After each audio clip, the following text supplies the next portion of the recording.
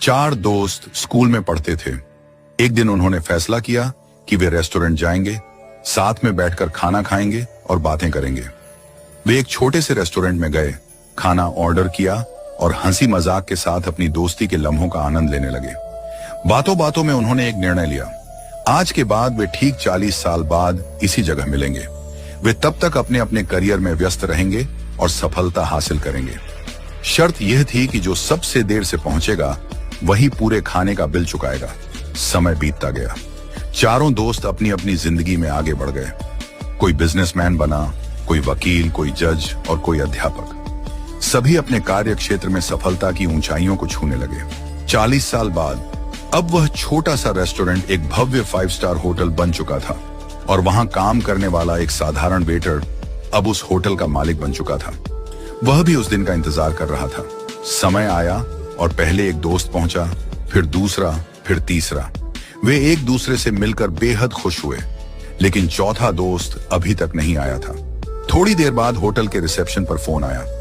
Hotel मालिक ने phone उठाया और कहा, आपके चौथे मित्र ने कहा है कि आप लोग खाना शुरू कर दीजिए, वह बस आने ही वाले हैं। तीनों ने सोचा कि शायद वह किसी काम में फंस गया होगा और सबसे देर से आने वाला वही होगा।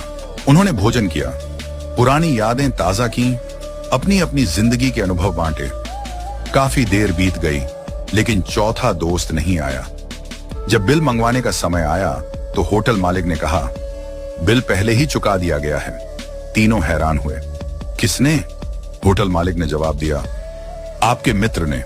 थोड़ी देर बाद जब वे जाने लगे तभी होटल के बाहर एक सरकारी गाड़ी आकर रुकी। गाड़ी से शहर के कलेक्टर उतरे। कलेक्टर ने तीनों दोस्तों के पैर छुए और कहा, अंकल नमस्ते। तीनों हैरान रह गए। ये कौन है और हमारे पैर क्यों छू रहा है? कलेक्टर ने नम आंखों से कहा, मैं आपके चौथे मित्र का बेटा हूं। तीनों अवाक रह गए। कलेक्टर ने बताया, मेरे पिता ने आप सबसे मिलने का सपना देखा था।